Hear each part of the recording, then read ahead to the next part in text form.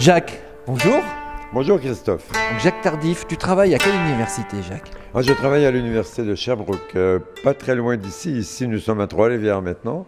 C'est sur la rive sud d'une université tout près de la frontière des États-Unis, qui a 25-30 000 étudiants et qui estime qu'elle est la meilleure parce qu'elle travaille beaucoup dans les innovations pédagogiques et notamment dans les compétences. D'accord. Oui, on va parler approche par compétence, puisqu'on en est là. Approche par compétences. Disons, participant à ce congrès ici à IPU 2012, je réalise que approche par compétences, mais je savais un peu avant. Ça a plusieurs sens. C'est à géométrie variable, pour le dire comme ça.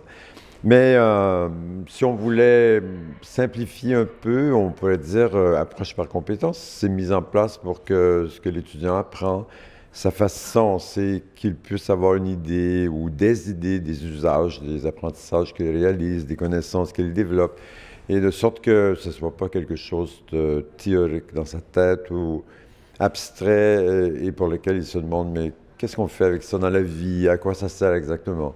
Alors, donc, on pourrait dire simplement les approches par compétences visent à contextualiser. Voilà, je l'ai passé celui-là, vise à contextualiser les apprentissages des étudiants et donc à aussi finaliser, on peut le dire comme ça. D'accord. Et toi, quelle est ton approche compétence pour toi? La question piège. C'est la question qui tue, comme on raconte à tout le monde en parle, mais je n'avais pas vu venir.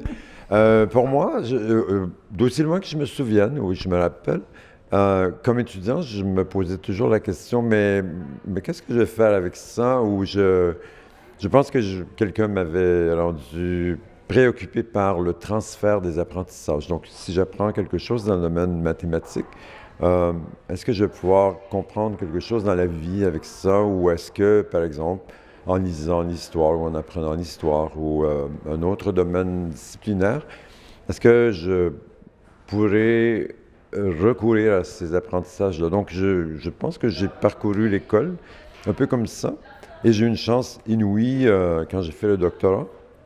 C'était un doctorat où nous devions travailler 2 jours et demi semaine. J'ai fait un doctorat en psychologie de l'éducation et être vraiment un psychologue de l'éducation embauché par une commission scolaire. Donc, durant 2 ans, une commission scolaire, c'est un groupement d'écoles. Durant 2 ans, je passais 2 jours et demi à l'université, blablabla, plein de trucs théoriques comme ça. Et 2 jours et demi avec des enfants dans les écoles et des enseignants. Et quand je suis ressorti de là, j'étais prêt à l'insertion professionnelle. On m'avait vraiment, j'allais dire, apprivoisé, mais j'avais apprivoisé énormément de problématiques professionnelles que j'allais rencontrer. Et je trouve que c'était certainement une approche dans une logique de compétences. Personne n'avait défini les compétences parce que ça fait un certain temps quand même. Il ne faut pas poser la question sur mon âge. Ça fait un certain temps, mais je crois qu'on aurait pu formaliser ce programme avec des compétences. J'ai une question encore à te poser. Qu'est-ce que tu viens chercher ici à la IPU? Parce que je te vois souvent à tous les APU où je suis, tu y es. Ah oui, je suis fidèle, hein? Fidèle, mais j'étais président de cette association en 4 ans. Alors, oui, c'est une fidélisation avec la IPU. Honnêtement, je viens ici pour voir l'état des lieux. Alors, je me dis, au lieu d'aller à la bibliothèque et de lire, recenser les écrits, je préfère écouter les gens et présenter l'état de la question, leurs questions, leurs réflexions, leurs décisions aussi. Et puis, donc, ce congrès de la IPU, à chaque fois que j'y participe, je sors en me disant, ah, voilà où nous en sommes maintenant. J'ai l'impression d'avoir pris le pouls. L'air du temps. L'air du temps ou le pouls du client. Et j'observe évidemment qu'il y a des obsessions récurrentes comme l'évaluation des apprentissages. Et honnêtement, je crois que là-dessus, nous avons beaucoup de travail à faire parce qu'on peut élaborer des référentiels de compétences, des profils, on peut mettre en place des situations d'apprentissage qui sont dans la logique des compétences. Mais entre toi et moi, l'évaluation des compétences, c'est pas très fort jusqu'à maintenant. Il y a encore du boulot là. Ah là, il y a une forêt vierge, hein, je dirais. Bon, on a abattu quelques arbres au centre de la forêt, mais vraiment une forêt vierge. Et on va faire les vieux combattants. Sur les 10 dernières années, quelles ont été les évolutions que tu vois à travers les AIPU? Les modes, les évolutions, l'arrivée des technologies, des choses comme ça?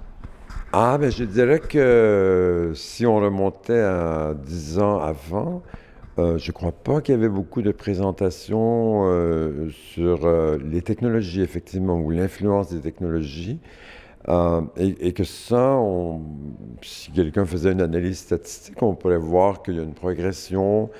Et puis, ce n'est pas seulement sur quels sont les outils qui existent, mais qu'est-ce qu'on fait avec ces outils-là et jusqu'où on peut aller.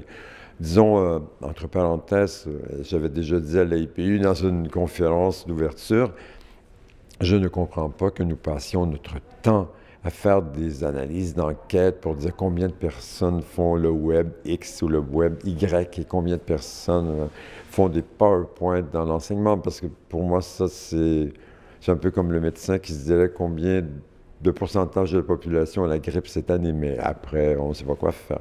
Alors, je trouve qu'on a dépassé ça, dans les technologies notamment, et bon, moi, je suis très heureux de ça parce que les jeunes qui sont à l'université maintenant, on ne se pose pas la question comment ils vont apprivoiser l'outil, parce que la bête, ils la connaissent déjà, et encore mieux que nous.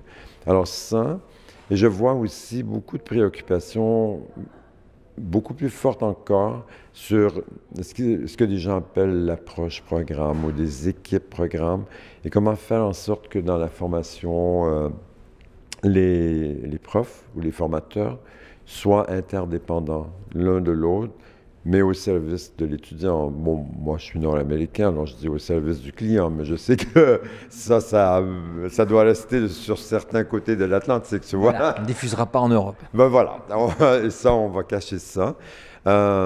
Et ça, c'est vraiment une préoccupation très importante. Mais ce que je vois aussi, c'est les gens sont toujours très préoccupés par ce qu'on appelle les compétences transversales.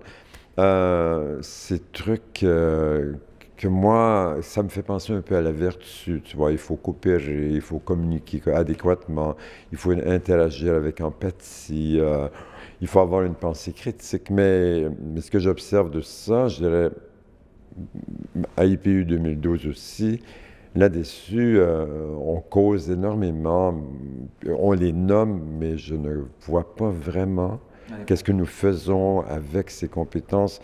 Et je serais très curieux d'interroger les étudiants et de dire, mais quelqu'un vous a enseigné ces compétences ou quelqu'un vous a permis de progresser dans ces compétences? Et je douterais que la réponse soit oui. Mais bon, je n'ai pas participé à tous les ateliers, tu vois. Ouais, peut-être dans 2 ans. Oui, à Mons, peut-être. C'est en Belgique l'année prochaine, dans 2 ans. La prochaine édition.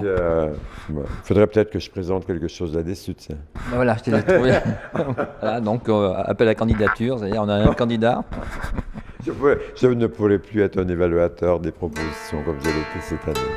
Bon, ben merci Jacques. Avec Christophe, ça fait un plaisir. Agréable.